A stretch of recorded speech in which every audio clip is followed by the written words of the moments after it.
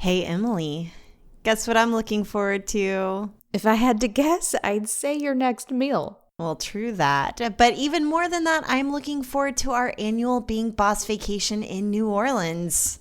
Same.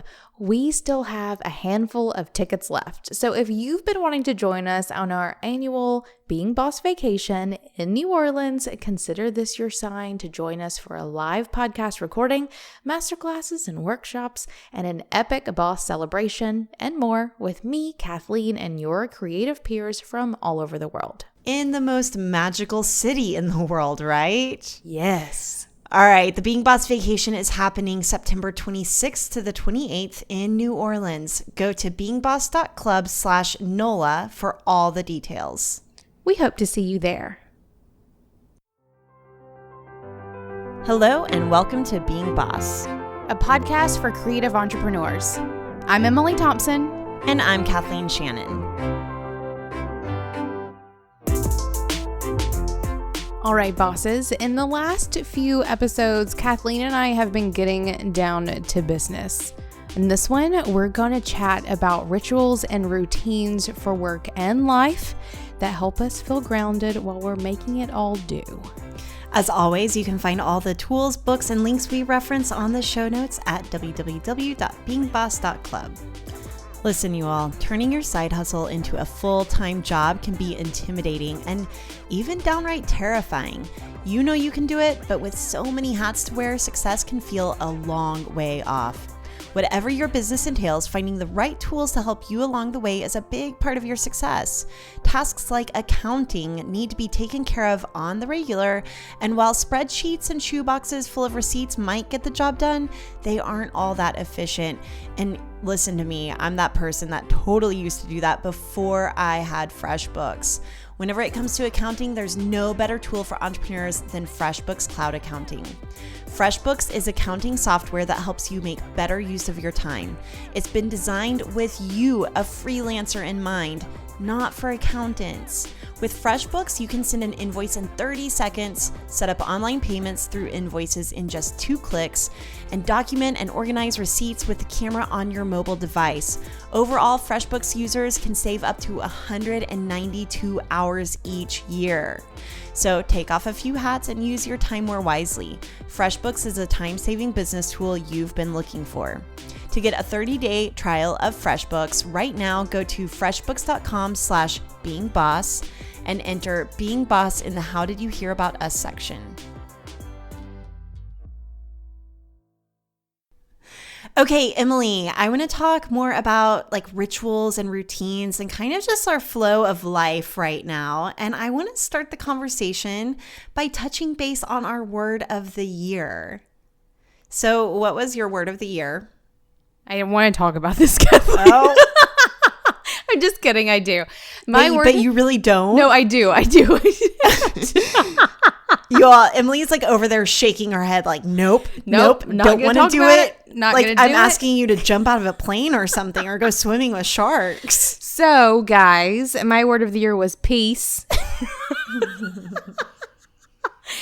Which hopefully the attitude with which I expressed that should tell you how it's going. So it's really funny. At the end of last year, you and I were talking about what our word of the year was going to be. And you told me, you were like, I don't want to do it.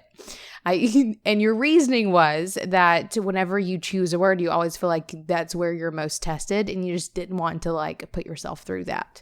I don't know if you recall that or not. No, I do recall that. And I feel like you were like, what are you talking about? Right? Well, no, I was like, I understand because I feel it. Last year, my word was strength and holy cow. This year with my word being peace, I thought I was playing it safe. I thought I was going to ease in there with something good. And I found myself having to find peace in the most tumultuous of storms. I mean, right? It would not be an intention or a value if you were not tested on it a little bit. So much. So it's going great. Obviously. For sure. I'm working on it. This year has been really crazy for work, especially, but also a little bit in life. So we're recording this kind of early in the year. It doesn't come out for a little while. So But already in 2018, I've had to deal with some really big business upheavals, as well as some like weird shit that's happened to our house. So like my life and business both have been through the ringer a little bit over the past couple of months. And I keep having to obviously find my peace with, the storm whirling around me. And it's had me, focusing more on meditation and really being grateful for what it is that I have.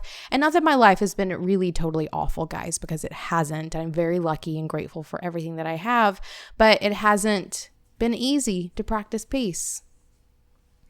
Yeah, nothing is going to shake up your peace like having your roof replaced and working from home. Yeah. And homeschooling from home. That was a really trying week, but it was also like all the things that led up to us finding out. So that was the big house thing that happened was early in the year.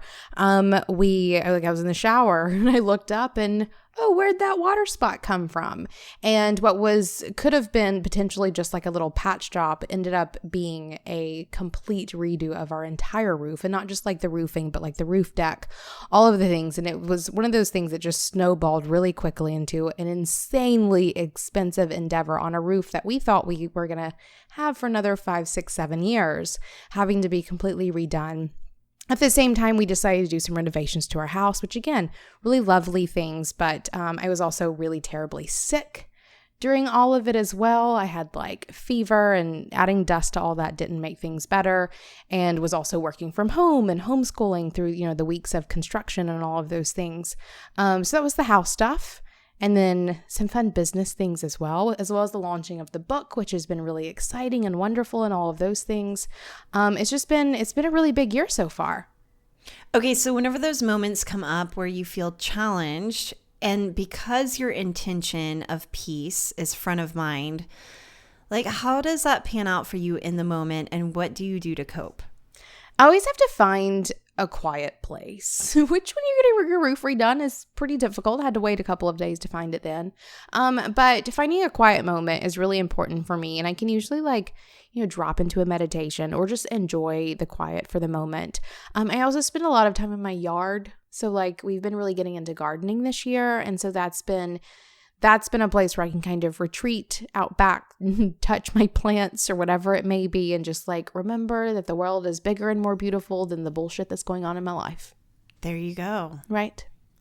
Well, I have never been more engaged with a word of the year than I have this year. And I thought that my word was kind of like, I don't know, a little cheesy. So my word is abundance. And I feel like... And you think that's cheesy? Well, I feel like it's one of those words that's said too often in a yogi voice. Abundance. I recognize that. I do. You know what I mean? Yeah. So I feel cheesy about it. Gotcha. But it was my word of the year, and I have certainly been challenged by that, certainly business-wise. And I don't know, like I haven't experienced, I think that we had some explosive growth with being boss, and now we're at a place where we're having a more steady, even growth. But I'm so used to that explosive trajectory that I thought we were going to be multimillionaires by now.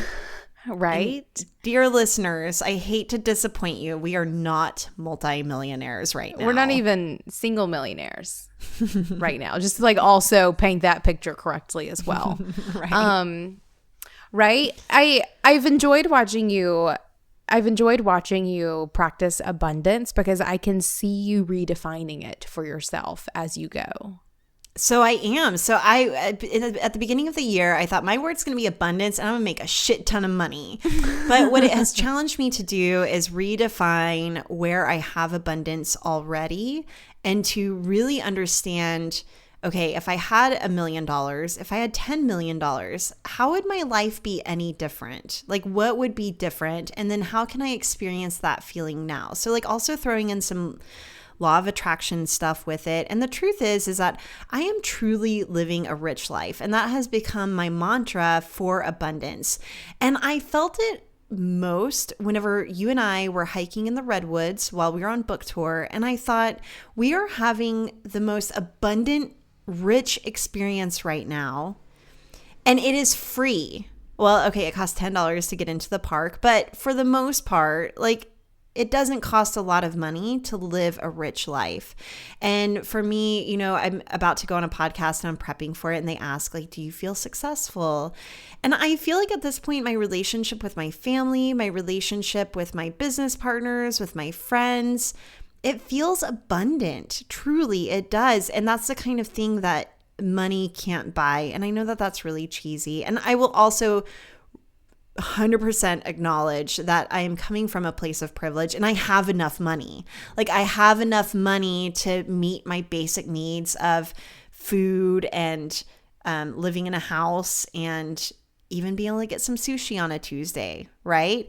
But at some point, I don't know, like, I feel like I have enough. And so this is the other thing that I struggle with too, is at this point of gratitude, I've never felt this much gratitude for what I already have. And so much so that I'm about to go into, like, our intention for the month is decluttering.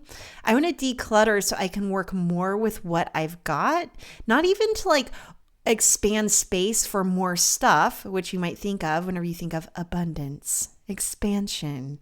Not even that. I just want to work more with what I've got. So it's allowing me to even release some of the things that I don't need in my space anymore and finding abundance in that way. But I am struggling a little bit because I do want to be a multimillionaire. No shame in that game. I feel like I will be able to make so much more impact for the world. And even, recently for our book campaign, we had a giving back campaign. And even just being able to give, a couple $100 to organizations and foundations felt so good. I want to do more of that. And I know that if I can have millions of dollars, I can make more of an impact in those places as well. So like, those are the things that I would do with that money. And so I've just been kind of meditating on that. Okay, but here's the place where I've been coming up against recently, and I'm really actually curious to chat this out with you, Emily, is that I want abundance for our audience and, the people who listen to the show and engage with us. And I think that we probably see a lot of people who are struggling to make ends meet doing what they love. Like, they are struggling paying the bills with their business. And a lot of them are coming to us for advice. So first and foremost, like, we're shining a light on the people who are not quite yet boss, for example, or we're attracting them in this way that, like, it feels like maybe there's more of it than there actually is. Like, I bet there's a lot of bosses listening to the show who are paying the bills, doing what they love. We're just not hearing from them as much. So there's something about our brand that is attracting this, and that's fine too. But then I have to be careful not to, like, go into a lack place myself. Like, to take on other people's scarcity mindset as my own. Does that make sense? And at the same time, I want abundance for our listeners and our audience and our bosses, like, more than anything. I just want, like, whenever I think about what I really want the world to be, whenever it filtered through the lens of abundance, I want creatives. I want anyone to be able to do what they love for a living without having to worry about meeting their basic needs and paying the bills. That's what I want.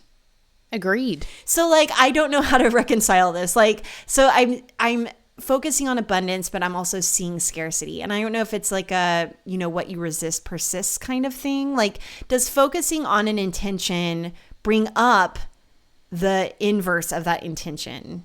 Does that make sense? Yeah, like, I mean, that's what you were talking about a couple of months ago when you didn't want to do this. That's what I was just talking about with, every time we do set these intentions, we are thrown the exact opposite in order to test our ability to, like, hold tight to those intentions, which is how it works. I think you can only experience beauty through pain, sort of thing, where, you have to, like, I don't know, there are sayings that I'm not going to butcher right now, but there are lots of them that have to do with exactly that.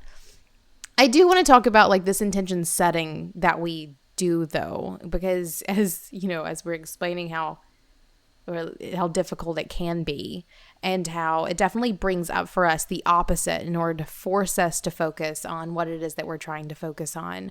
This intention setting, routine and ritual is something that Kathleen and I have adopted and shared together over the past several years. I mean, at this point, maybe like 5-6 years now. We've been sort of playing this intention game, and I can definitely feel it snowballing into becoming like bigger and bigger parts of our lives where, early on, I would set a monthly intention and forget about it after a day or two. And now I find myself like really living these every single day.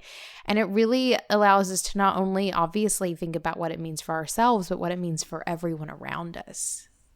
Yeah, totally. It's so funny whenever you're talking about our intention practice snowballing. I also feel like it's very much merging, where our intentions, like, not only are our periods synced up, so are our intentions, apparently. Yeah, for sure. So even going back to what Kathleen was talking about a minute ago with us, hiking in the woods in San Francisco, it was, I guess it was the new moon in Aries, like new zodiac year happening. And Kathleen and I were going to the redwoods. We're like, let's go set some intentions for emotional development over the next year. Like, what is this going to look like? And we're hiking through the woods, and Kathleen goes, Emily, what's your word? I go, enthusiasm. And she goes, shut up, so is mine. Yeah. And so actually that's really a good way to highlight a ritual that we did out in the redwoods. Was we set an intention out there. We wrote it on a bay leaf. We buried it without disrupting anything. We pulled a tarot card, we reflected on it, and it was as simple as that. And it's a moment that we will never forget. And that's one of the things that I love about the rituals and routines that we not only infuse into our lives, but into our business, is that it helps just like punctuate what we're doing every day with a little bit more meaning that also becomes a little bit more memorable. For sure. For sure. I mean, I will never forget that. All parts of it. But it's also something that you don't even have to do at such monumental moments. I mean, we were on book tour, like it was this really big moment in mine and Kathleen's lives, but these are also the kinds of things that we do, every single month, or in some cases every single day, to really tap into why it is that we're showing up to do this shit day after day, basically. Okay, so I just had a thought about abundance and scarcity. I have to talk it through. Go for it. Okay, so I think in the same ways that I've been working on it for myself, I need to stop projecting that maybe some of our audience is experiencing scarcity. Like, just because I get an email from somebody saying, I'm freaking out about money, or I don't know how to reconcile time whenever it comes to working a day job and having a side hustle. I need to stop thinking, like throwing them into the scarcity pool, and start really finding the places where they have abundance, just like I'm finding the places that I have abundance. So this is my new intention whenever it comes to that. And then also, I love how our monthly intentions, which we typically line up with the new moon, tends to align or somehow support our overarching theme of the year as well. And so it really helps you make new connections whenever you're setting monthly intentions and then pairing it with your yearly focus. So for example, another place where we're in sync or aligned is this month we were texting back and forth like, okay, what's our intention for the month? And it's funny because as much as we've adopted this as a ritual and routine in our work and life, I still sometimes forget. And that's why I love having a business bestie like you that can text me and say like, I'm having trouble thinking of my word. Help me hash it out. And I'm like, oh yeah, I haven't even thought about my word yet. But intuitively what I've been thinking about, it's just a good reminder, and it's a good practice to do with someone else, like an accountability buddy, right? And so you were talking about decluttering and wanting something around decluttering. And I was like, that's it. That's the word. And since then, I've been taking a bag of stuff to out to my trunk of my car every single day to then take to Goodwill and donate. And this decluttering is really playing into abundance as far as I have more than enough, that I can get rid of stuff and feel even more abundant whenever my house is cleared out of stuff that is weighing me down. So like for me, the idea of abundance coming and not getting more, but having less, what a mind trip that is. Right? Expand that perception, open your mind, all of those things. And I think that's kind of the purpose of this, is the purpose of showing up and doing the thing consistently, is that one, it's going to work for the good, and two, it's going to continue opening your ability to see the world in different ways. I think if we're all just showing up and doing the thing, we're not growing as humans. But if we're showing up and doing it with intention, we're getting closer and closer to who it is that we're supposed to be. And it's not easy. Nothing worth doing is easy. And it's not necessarily fun, but I do find it terribly fulfilling for sure. Okay, so I think that intentions and values, you can find these in our book. I think that's one of the best places to find these exercises where we're talking about it. We also have it at beingboss.club/values, a whole list of values that you can pick from and choose from. So be sure to check that out. But I want to go from that, which is more of a mindset thing, into like really tactical and practical habits and routines that reflect our rituals or just like what we're doing. So how about Go you? for it. What are you doing? Oh, me? I'll go first. So one of the things that I do is, I get out and take a walk in my yard every day. A little walkabout. We call it like surveying the kingdom, even though our kingdom is like a 1/4 acre, guys. It's not huge. This nice little plot of land, but we call it surveying our kingdom. And we go out and just see what's growing, basically. Or like this morning we went out, there was a dead bird in the front yard. Like, just what has happened in the yard over the past But I also several think hours. that you're so like visceral with your surveying the kingdom. Oh, like, you were I'm touching all the everything. things. Yesterday I was on a walk and I touched a tree and I thought of you. I appreciate that. I'm sure my neighbors think that I am a nutcase because I literally will walk around and touch all of my plants. Not all of them all the time, but probably within a week I'm touching them all. So are you touching them because like you're a kid with that kind of sense of curiosity that has to be expressed through the sense of touch? Or are you like giving them love? Like what is happening whenever you're touching What these am plants? I doing? I guess this is probably one of the weirdest things I've ever said, but I'm experiencing their growth. How about that? Isn't that weird as fuck? Say more. Right. So the best example of this is I have a Japanese maple tree in the front yard that is one of my favorite things on the planet. And I remember whenever we were looking for a house, David asked me, like, because we're tree people, he was like, what kind of tree do you hope our new house has? And I was like, I would love a Japanese maple. Like, that would be fantastic. If it doesn't have one, we'll plant one. And the house that we chose had a Japanese maple in the front yard. And it wasn't because of the maple. It just all lined up that way because that's how the world works. And so I have this very beautiful Japanese maple in the front yard. And whenever it blooms every spring, its leaves are amazing. Like they come out as like these little like soft, hairy red leaves. And they're just so soft I can't help but touch them. And then as they grow, they lose the fur and they become quite a bit more leaf-like. But I like experiencing that throughout the process of it going from being a weird little hairy leaf to being like a hard maple leaf. And so that's really what I'm doing is I'm just experiencing all of my plants growing. I love it. Are you smelling them too? No. This is something I've started right? doing is like, I don't know, because I'm in a new house, like as spring is happening and things are blooming, I'm like rubbing my fingers on things that I think might be an herb and then smelling so that you can tell what it is. Good. But a lot of things don't smell like anything. So those are weeds, right? Yes, most likely. Right. So I don't like smell all the things. Like there are plants in my yard that do smell good. I'll smell those. Like I'm always walking by my rosemary and like rubbing my hand down and smelling my hand. And weird things like that. But I'm not just generally walking around smelling off my plants. No. Okay. So you're touching things. I'm touching them. Looking at flowers as they grow. We also like we love mushrooms in this house. So like our backyard gets these patches of mushrooms most mornings and they're only there for like minutes. Like once the sun hits them, they're gone.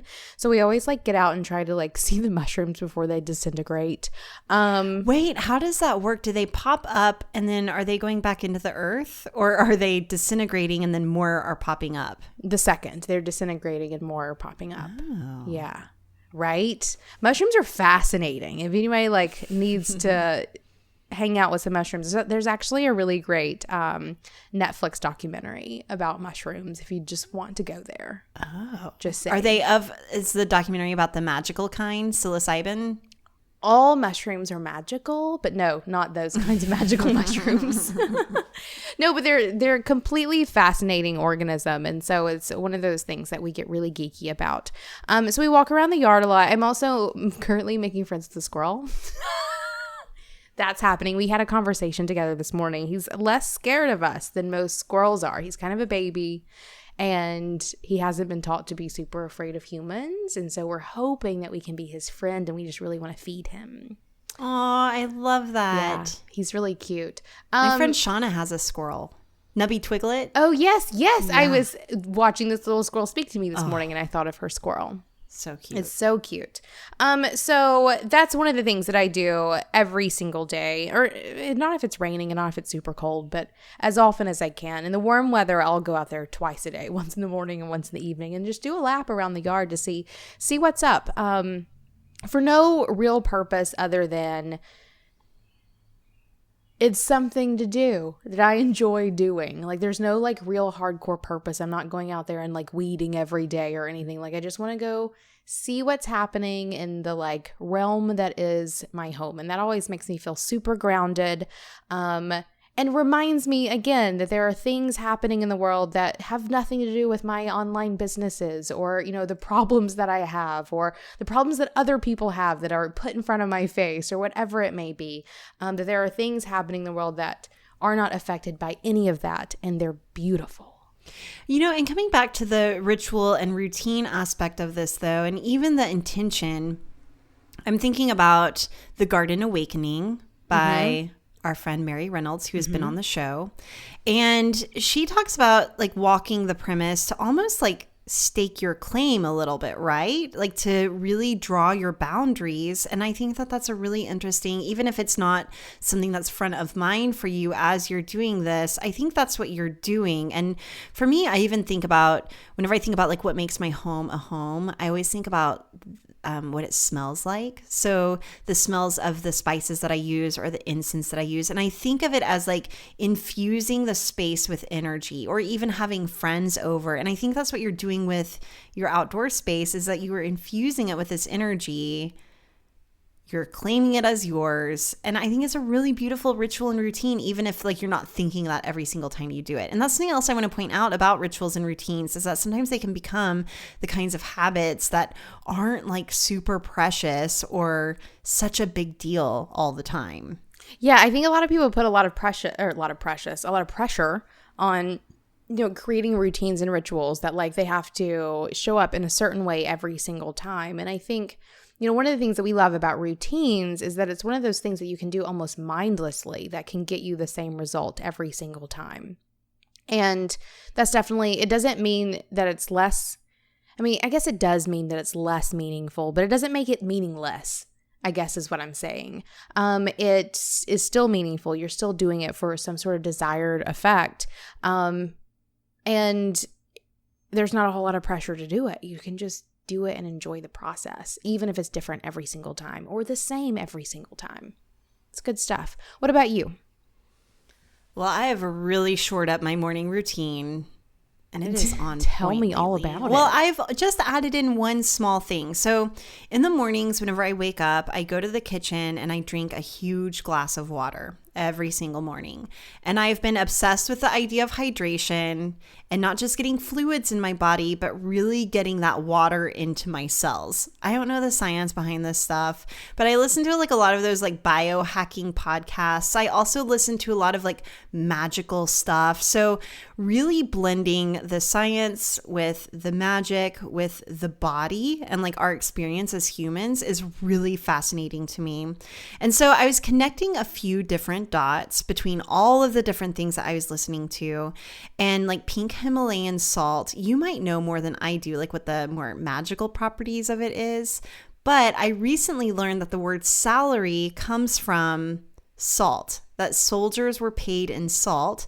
And so coming back to abundance and living a rich life in the morning, what I've been doing is warming up my water on the stove a little bit and then adding a pinch of pink Himalayan salt to the bottom of a mason jar. And I like doing this out of a mason jar too. Like there's something about the weight of it that feels extra special rather than just a regular glass. And also probably because I'm heating up the water, it's nicer to have like a thicker glass. It's just not burning my hand. So I throw in a pinch of pink Himalayan salt, a teaspoon of calm magnesium powder, and then a squeeze of half a lemon. And then even this morning, so I put all of that in there and then I pour the hot water over it and I stir it up. And you can see because of like the magnesium and the salt and the lemon, like it makes a little cyclone in the middle, like a little vortex in the middle.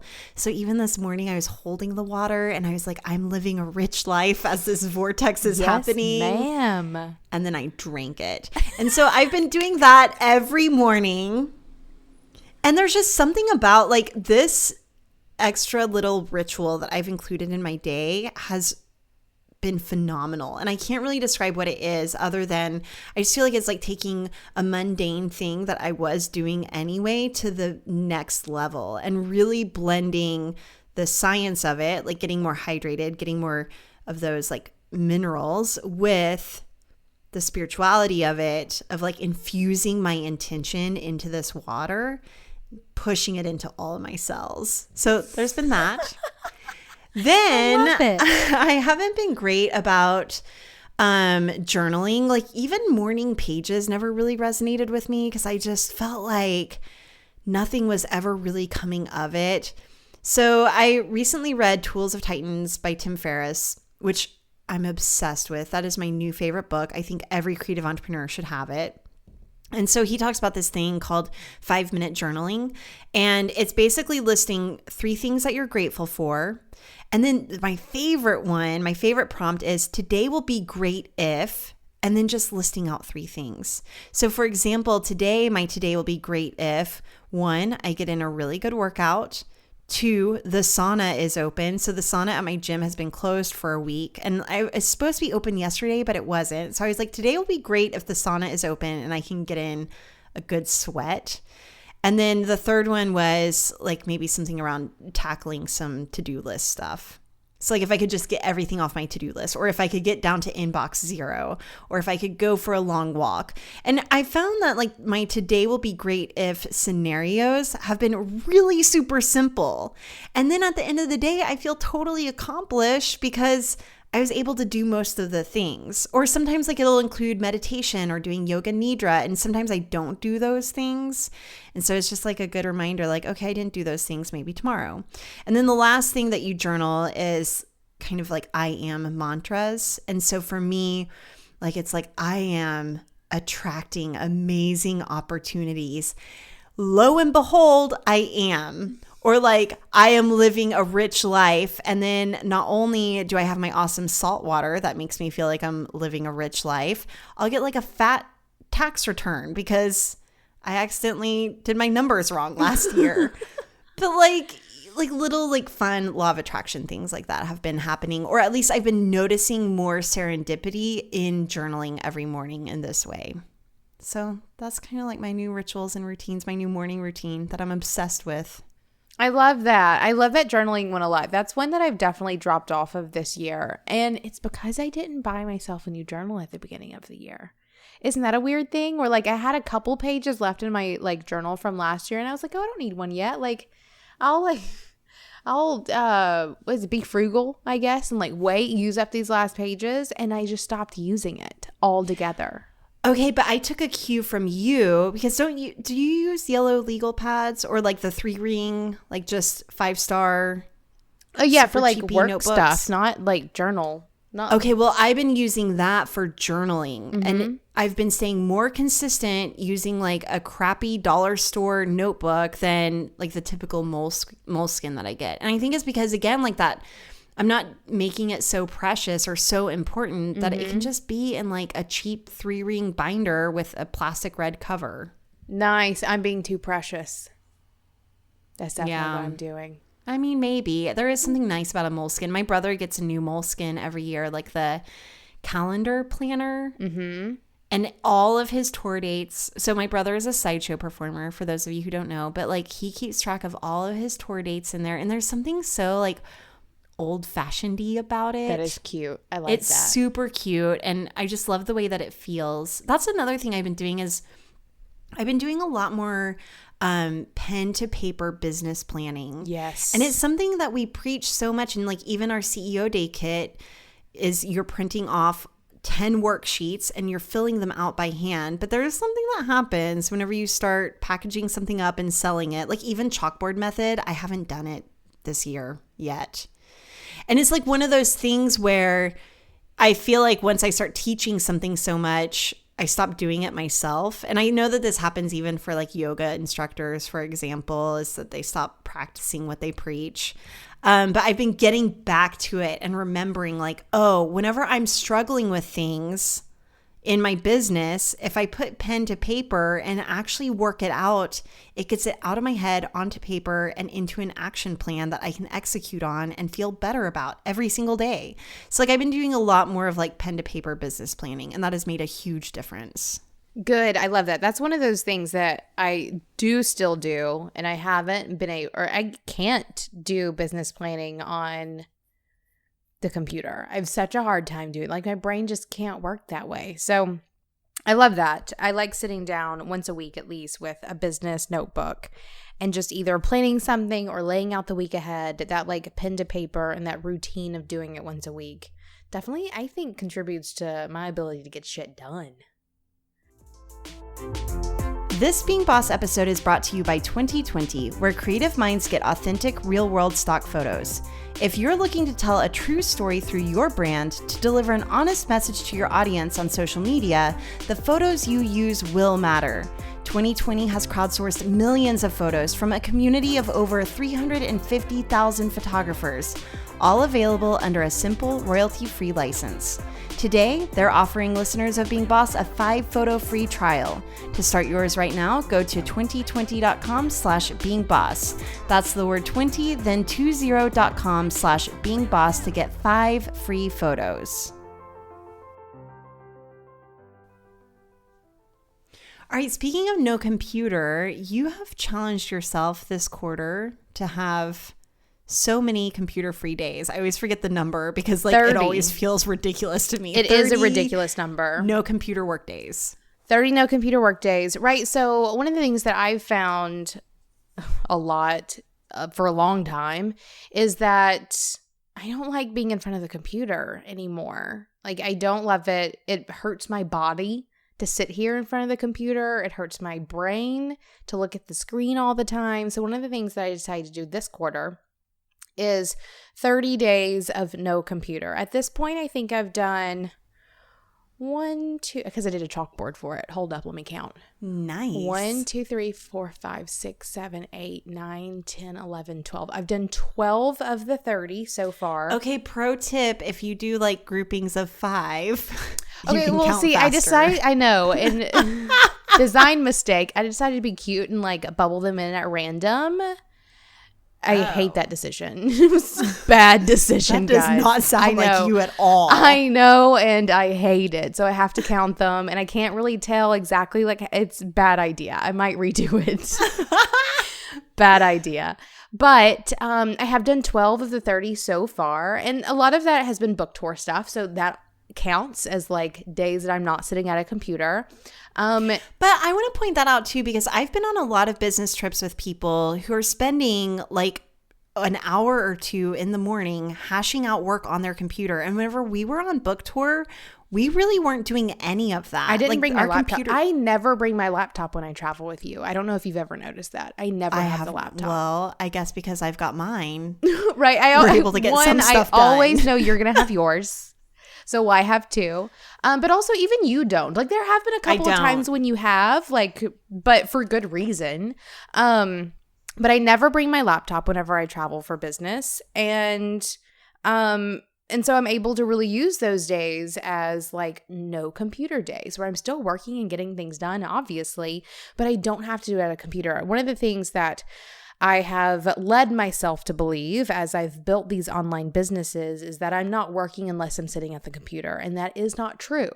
That is like, as a CEO of a business or two, I can be working not at a computer. And granted, starting Almanac and it being a product-based business has definitely given me the ability to really separate my work from a computer. But even at Being Boss, like I can do hardcore planning pen to paper, or I can have out-of-house meetings and things that aren't at the computer. And so it's really forced me to think about how I can diversify my work hours so that it doesn't all involve a computer screen. You know, one of my favorite rituals and routines that I have is going for a walk. And I've been walking more every single day since I moved up here to Detroit. And even in the snow and the cold, I've been getting outside and walking all the time. Like I'm probably averaging 10,000 steps a day pretty easily. And sometimes I was feeling guilty about that, like taking that time to do that, because I'm probably spending about an hour 15 walking. And like whenever it comes to tracking my time between Braid and Being Boss, and then I'm spending an hour walking, and I'm also spending an hour in the morning working out. So probably like 2 hours a day moving my body. But in the grand scheme of things, it makes me so much more efficient. And while I'm walking, I am coming up with so many more ideas. And I have found that like this year has felt like one of my more creative years, or like I'm freaking out a little bit less. And I haven't been staying super consistent with meditation, but I have been staying more consistent with walking. And it just like opens up my brain to, and I'm also listening to podcasts, so I'm learning new things as I go as well that I'm absolutely applying to my businesses. So it's hard to like, I don't know, for me, say like that's not work, but it also doesn't feel like work. Does that make sense? Yeah, I think it's work for sure. You should definitely just stick that in timely as your walk time, because I do think that's work. And walking, I think, is important. That's something we do every day, if not twice a day, because we have a dog that needs to go for a walk. And definitely something that, you know, we usually do it as a family. Like that's family time for us. So whether it's before I get in here and do work and or, you know, just after work or before we start getting ready for bed, it's a time that we can get together and, you know, talk about our day or what we have planning for the day or what happened that day or, you know, what we want to do or what we're going to eat for dinner. It's always a great time to actually hash out what you're eating for dinner is when you're on a walk with everyone. So that's something that we definitely enjoy. And again, getting outside, and we, you know, do a walk around the neighborhood that has me expanding my survey of the kingdom to like other people's yards as well. There are several like overhanging, like rose bushes that overhang like sidewalks and things that will stop and smell the roses or, you know, pick some honeysuckles along the way. Like it's become a nice like routine and even ritual in a lot of ways. There are a couple honeysuckle bushes that are like mine and Lily's snack along the way. That's a fun little thing to do, you know, as a family, but also just a human being who spends a lot of time with technology. As someone who loves to eat, honeysuckles are not a snack. That's a tasting experience. Just throwing that out there. True, that is a tasting experience. You're right. I stand corrected. Not a snack. So one thing I've been doing lately that I've really been trying to get more intuitive with is my workouts. So those of you who follow me on Instagram, you may have seen some of my Instagram stories of my workouts. And one of the things that I've done since this year, since like moving away from my gym buddies who I love so much and I still look to for a lot of programming and guidance whenever it comes to my workouts, I've been trying to just get really intuitive with it. And this is something I actually look up to Melissa Hartwig a lot for. So she has a background in CrossFit and all the things.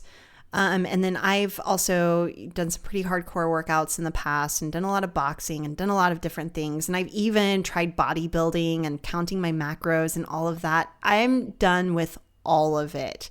Like I just want to do movement that feels really good. And some days deadlifting really heavy feels really good. Other days doing some light kettlebell work feels really good. And really just trying to be intuitive about like, what does my body really need right now? There are some days that I'll just completely skip the gym altogether and do some yoga nidra instead, which is, for those of you who don't know, like yoga nidra is not even moving through different asanas or different poses, it is literally laying there and bringing your attention to different parts, different points of your body, and it becomes this total relaxation experience. And sometimes that's exactly what my body needs. But I do get like some questions on Instagram about how to work out or what's the best approach to getting in shape. And we're talking about walking. Nothing has, and this isn't about changing your body composition, but I will say in my experience, nothing has changed my body composition to feel stronger and leaner than walking every single day. Like if I'm doing nothing else but that, I'm so solid, like golden. So I'm just throwing that in there as well because I get a lot of questions about it. I love that. But yeah, getting a lot more intuitive with my workouts, like really listening to my body. And this made me think of that because you were talking about how sitting at your desk makes your body hurt. And so I think that our bodies hold so much wisdom and knowledge. And if we can start listening to that a little bit more, the better we are going to be personally, professionally, across the board. I agree. My body does not want me to sit here anymore, guys. Like very legit, which actually has me thinking about, other desk solutions and studio setups and those sorts of things. It even has me, get this, thinking about getting an out of house office. Like, oh, really? A little bit. And literally just for the fact of like getting me further away from my bed. And not that like, not saying that for the purpose that like I spend my day in bed, because I don't. I'm only in bed when I'm sleeping at night. But literally just that act of like removing myself further from like where I am so that my body has to be upright for longer every day. Right? Like that feels weird, but it has me thinking about it. It has me thinking about that a lot. I'm not ready to make any decisions, but after almost 3 years of working at it in home office, after having a studio for about 3 years, I think it may be time for me to swing the other way, but we will see. Interesting. I like it. I also find that like with, sorry, I keep talking about working out. It's only because it's my favorite thing that I do. Like it's basically my hobby is working out. But I do find so many lessons in doing hard things and understanding my limits and my boundaries with working out. Like for me, there is no better metaphor for my life as a creative entrepreneur than my life in the gym as well, or outside the gym, wherever I'm getting my movement in. Right. I like that. And even to go back to, and it's funny, I think these probably align really well with our intentions as well. But for me, another routine that I am staying in, and we talked about this several episodes ago about meditating, is I am still meditating most mornings. So it's changed a lot from then. Now it's just very like I wake up and the first thing that I do is I usually have a couple of crystals on the side of my bed or on my bedside table, grabbing one of those, usually relatively intuitively, though I've been super drawn to, I have a super chunky black tourmaline, which I love very dearly, which is weird, but it's true because it's a rock. And I'll put it over a chakra intuitively. Solar plexus is where it usually lives, and just meditate for however long, 5 minutes, 20 minutes, whatever it may be, and then I start my day. And that has been very grounding and a good experience, and one where, if I do go a couple of days without doing it, I can tell I haven't done it, and mostly like I just miss it. Not that like my brain feels more scattered, but like it's like, not seeing a friend for a couple of days. You just kind of miss it. Okay, so I have something that's been happening with meditation. What? That I have to share. It's oh my God. It's kind of like intentions a little bit. Tell me things like this. I know. Where I feel like whenever I meditate, in some ways, I feel like it makes me more sensitive. And then like I end up having like a total emotional meltdown after a few days of meditating. Interesting. Yeah. So if any listeners know anything about that, please write Kathleen a detailed email because she needs to check that out. Because I was so proud of myself. I did yoga nidra 3 days in a row. And then I had a total meltdown, like just feeling like a terrible mom, a terrible business owner, like one of those like spiral moments where I was like, everything is shit. And I was like, but I've been meditating. Maybe you should have done it day 4. But you know what? That's exactly right. But speaking of crystals, I'm kind of coming back around to them. So like we dabble in a lot of woo, and we've integrated a lot of tarot and herbs and different kind of magical tools and talismans into our work and our lives. And crystals is one of those things that I've always thought were pretty and, cool, but never super connected with them. And I'm starting to I think it's because of the rich water, like with the Himalayan salt, and this idea of that making me feel like I'm living a rich life and really feeling like I can infuse intentions into this perfect form of this salt, right? Back into my body. I'm like, okay, it's helped me reframe how maybe I could work with crystals to really supercharge some of my intentions, even if it's just I don't know, placebo or whatever. Right. That's okay too. Everything is an illusion. Everything is placebo. It's fine. For sure. I have too. And we've had conversations about this before where, for a long time, rocks are just pretty. I love rocks collection. Give me all of them. But while doing Almanac, I've definitely had to learn more about them. I definitely have access to more of them. I found myself using them significantly more and really enjoying them. I enjoy my rocks. Sometimes when I hear the shit we say, I'm like, why does anyone listen to us? But legit, I've really been enjoying my rocks lately, and I cleanse them often. I set them out in the full moon, and I've been doing that for years. Even at times when I didn't really think that it actually mattered, I would still do it. Every full moon, sitting all the crystals out. And it's not just me. Lily will go grab all of her rocks around her room. David will go grab a couple of his that he has sort of tucked away, and we'll all put them out for the full moon. It's become a fun little family ritual every month. I love that. Okay, so I'm going to plug Almanac here because we have one of your crystal grid kits, and Fox and I just did one together the other day, and I was blown away at how intuitive he was to making a crystal grid. So I kind of started with the middle of it. And this alone is a meditation and working with crystals, and it's doing something with your hands. Mm-hmm. And creative and all creative. The fun things. I think I'm going to start meditating maybe even in that way, and working with crystals in that way. I think it's a really good way to blend all of the things in a way that really works with me. And I used to think that with crystal grids that it had to be in a certain pattern or shape or decoration. I didn't know that you could just make it up. Yeah. Which is so dumb. Why do I need permission around anything? If I've learned anything at this point, it's that you can make everything up. So Fox and I started doing a crystal grid together, and he just instantly picked up on it. Love that. So we created this crystal grid out of an Almanac bundle that you sell, a little pouch full of tourmaline and quartz crystals. And then we did one, and then he wanted to do another one. So I just let him do it all by himself, and he created this skeleton. It was bones. amazing. It was pretty incredible. I was love it. Yeah, you're a witch. So anyway, I think that was a really fun ritual and routine that I want to do more of.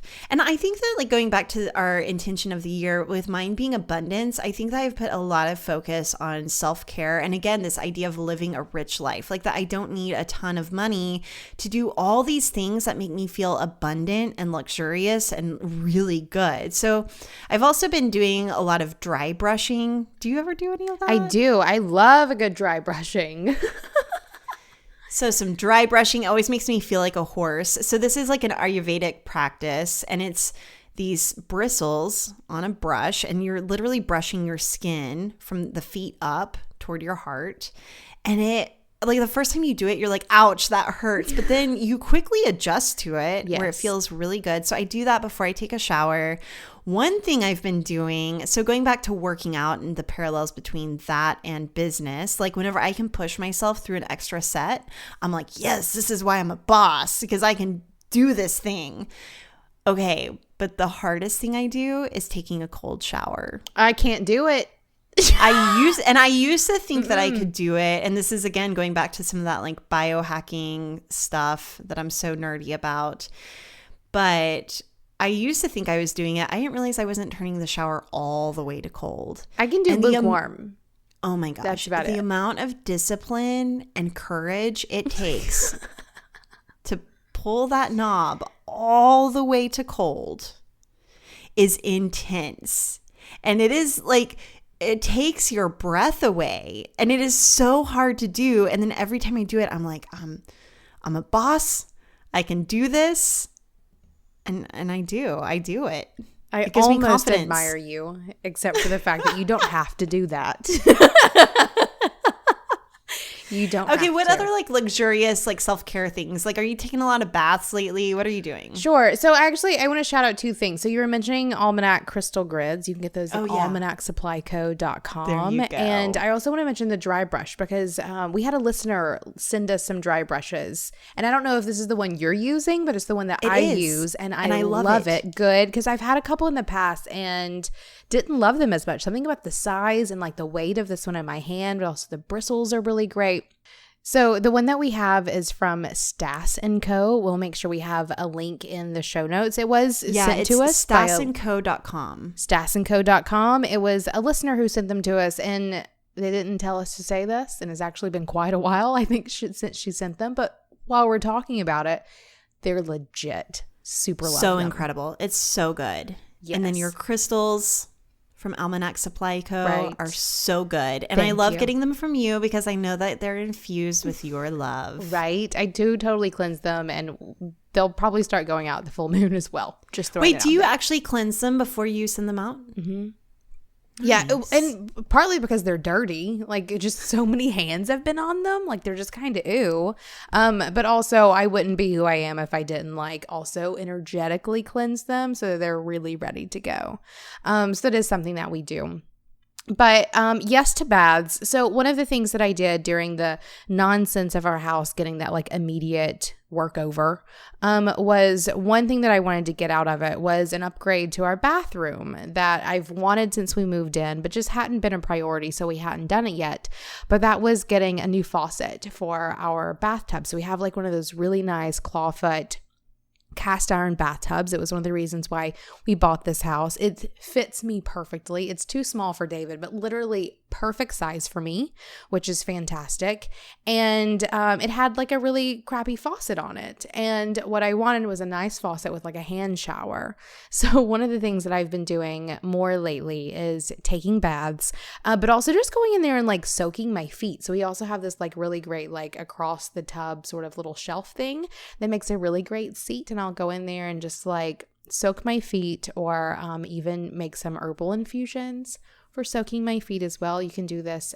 Is soaking your feet a euphemism for vaginal steaming? Not this time. Not this time. It's not. Okay, so you're actually soaking your feet. Just soaking my feet. Because also I'm usually walking around the yard barefooted. Like that's also a thing. So I'll go soak my feet only. Legitimately in that tub. So I am liking my tub quite a lot these days. So one thing that I've been really into lately are face masks, and I got a brush like to apply my face mask. So I like blending them up myself. So Love that. Also shout out to our friend and boss at florapothecary.com. So like she makes some really cool face masks. And then I also got one from a place called Fox Naturals here in Michigan. And so I got this really nice fan brush to actually paint my face mask on with, and it feels so luxurious. That is abundant as fuck. I know. I've never had a facial, like a professional one before, but I think that I've seen people use those like in commercials for facials or whatever. Right. Anyway, I like paint it on. It feels so nice. And then it gets on all even and smooth. Yep. And it feels so good. This is making me realize like I'm really good at self-care. I'm never that person. I feel like we get asked a lot on interviews like, well, how do you manage self-care? And I'm like, I prioritize There's no self-care. managing self-care. It's managing like, the rest of our life around self-care. That's exactly right. Right. I could definitely use some work, but I'm definitely getting much better at it. And that's like, you've definitely driven a lot of that because it's funny. You talk about like, feeling guilty, maybe even about taking 2 hours to work out and walk and things. But, and maybe this even goes back to that, back to the partnership and collaboration and communication episode that we did a couple episodes ago. I'm not mad that you spend all of that time on yourself being healthy and happy, because I know that it makes your work significantly better. I know it's, your consistent workout routine that has you showing up to do the work the way you do. And I admire that you figured yourself out enough to know that that is a priority and that allows you to show up in the capacity that you do. So high five. Oh, thanks. I'll take that. But there are like some things that I really want to work on, and probably more around like the self-care around my business. So like I'm good at taking care of my body. I would like to take care of my business more. And I think that even this conversation has really highlighted that I need to do the chalkboard method again. Yeah. Like what? Why even I have one with bad dots. Right. And then that CEO Day kit of like really putting pen to paper. And I think that I've slacked with this a little bit because you do it for us. Mm-hmm. And I'm kind of just like rely on that. But I think that whenever I can get in there and really map out what I want our business to look like in a really intuitive, values-driven way, but also getting into the money mojo and the marketing and revenue and planning all of that out, it just makes me feel almost like it makes me feel more secure in all of the insecurity that comes with running your own business. It makes me feel safe, and it makes me feel creative, and it makes me feel like I know what I'm working toward. Okay. Well, are there any more like habits and routines you want to do more of? I think this has probably shown me that I need to get back to journaling, regardless of not having a new notebook, because that's stupid. But I think part of that too is I go in and out of a really good daily tarot practice. Like just in and out, and I'm out at the moment, and I'd like to get back in. We need to get Bridget back on the show. I agree. I have some questions for her. Okay, so the other thing that I want to make sure to touch on before we hang up on this episode is social rituals and routines, because this is something I've been seeing a lot of value in, and probably because I've moved away from my entire support system. I'm really having to cultivate some more habits and routines and rituals around my social life more than ever before. And so for me, I've been scheduling weekends with my favorite friend Liz, who also works for us over at Braid Creative. She happens to live 2 hours away from me in Michigan. So I'm in the Detroit side. She's in the Grand Rapids side. And every time we get together over the weekend, either she'll come to my house with her family. So she has a little boy, just like I do. And her husband will come over. And at the end of that weekend, like we just spend all weekend cooking together. And there's nothing like cooking with a friend that will bring you together. We'll go to her and I will often sneak off and go grab a glass of wine and some bites and dream about like what we want our lives to look like. And it's so good. But the thing that I really want to point out here in this conversation is that before we leave the weekend, we plan out the next one. Like when is the next one happening? And we put it in the calendar. Otherwise, it is so easy to just be like, I'm feeling lazy. I'm just going to be on my couch all weekend. So we schedule it and we make it a priority. I love that. I've also been doing similar things, not quite to that capacity, but with having meals with old friends. So friends who don't live also where I live now, and meeting in places in between to just share dinner. So imagine like an hour or two drive for dinner and back. Like it's a commitment. It's not just like running out for a glass of wine with a friend. It's something where you both have to work a little harder. And doing that has made me feel more connected to, the relationships that are less accessible to me now, but also not, because I have a car and a phone and all of those fantastic things. So just having dinner. So if you can't do weekends easily enough, or if the relationships aren't super conducive for doing that, I have enjoyed just regular dinners with friends, which I think most people were like, well, duh, that's easy. But as Kathleen and I have been, launching the book and diving into all of those things, it's funny, I came out of that experience realizing that I didn't have friends anymore. And obviously I had friends, but like I hadn't seen them in forever. Like we had really been nose to the grindstones for so long that that priority had fallen away. And so coming back to making that a priority has been something I've been working hard to do lately. I love it. I think the other thing I've been doing around like social rituals and routines is picking up the phone and not even texting people, but FaceTiming them. And I even love had FaceTime. Who was it that I called? I think it was Bridget. So our PR rep who helped us with the launch of the book. I had to call her for something and I was like, I'm just a FaceTimer. And she laughed and she was like, are you grandma? And I was like, I don't think grandmas know how to FaceTime.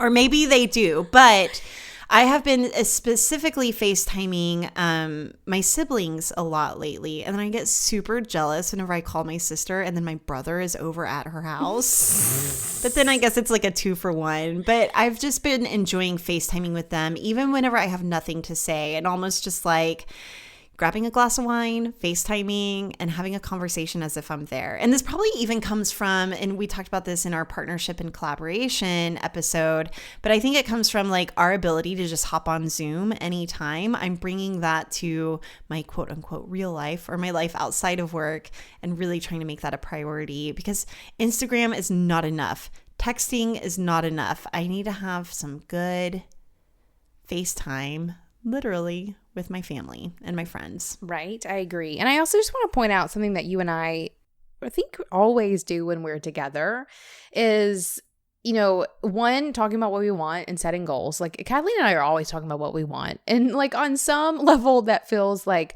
super selfish and pointless, but also we know that it's not. Kathleen and I know that when we can get clear on what it is that we want, and even if it's big and dreamy and ridiculous, we can take action to get there. So like knowing that every time we're in the same physical space together, that's the time when we're going to get really, really dreamy. And it's also a time when we're probably going to do some sort of special intention setting or like talking really deeply about what it is that our current intention is or whatever it may be. We've gotten really good at having those like sort of big life planning moments even together, which is really important and something I value in our relationship, but I'm able to value because it's a routine. It's something that actually, that shit's ritual. Like it's something that we put a lot of energy and thought into, and we do it every time we're together. Well, and I want to highlight that ritual piece of it because I think that you and I are especially good at taking what Liz and I call dreamings, which is like fantasizing about what it is that you want. And coming back to like what you want, I like to make a list of 100 things that I want to do or places that I want to go or things I want to eat or make or try. Like it could be as simple as baking a cheesecake or as grand as going to Tokyo and eating sushi in Tokyo. So I have like all these big life goals, or it might be like, I think I even put in there owning a house with a beautiful bathtub with a grand view. So like that is something I've never had, is like a luxurious bathtub. So even you talking about your cast iron tub, I'm like, oh, I want that. I want that for myself.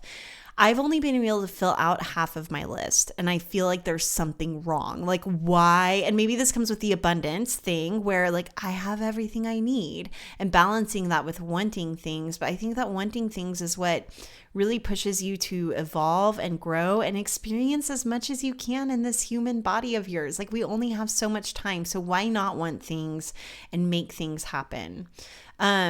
But what I was going to say about us, like this whole conversation has been around rituals and routines. And I think that it's about bringing the ideas that we have or the desires that we have, the pleasures that we seek, or the problems that we're trying to tackle, and really bringing them into reality with these rituals, like these things that we are literally doing to make a memory or to make it more real. And so even I think for us, not only do we talk about our intentions, but we've gotten to a place where we can ritualize them by writing them on a bay leaf and throwing them in the redwoods somewhere. We're probably gonna get like fined for bringing a bay leaf into the redwoods. Right. I feel it was so not a paranoid talking national about park. this. It was not like, it's fine. It's fine. Okay. I'm like, is this even legal? Of all the legal things I'm like worried about doing. Worried about putting a bay leaf in the forest. Noted.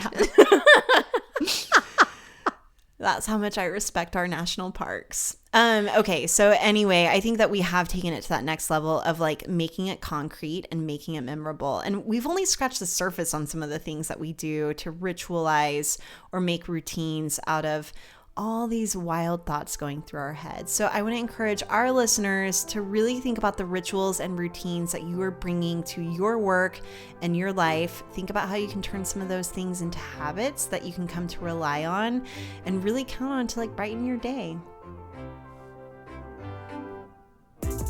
Hey bosses, I want to tell you about the CEO Day Kit. The CEO Day Kit is 12 months of focused planning for your business in just one day. So Emily and I have packaged up the exact tools that we've been consistently using for years that have helped us grow from baby bosses to the CEOs of our own businesses. Gain clarity, find focus, get momentum, prioritize your time, make better decisions, and become more self-reliant with the CEO Day Kit. Go to courses.beingboss.club to learn more and see if it's a fit for you and your business.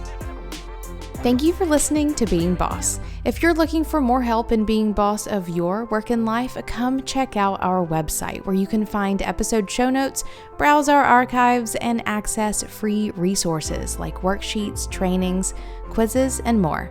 It's all at www.beingboss.club. Do the work, be boss.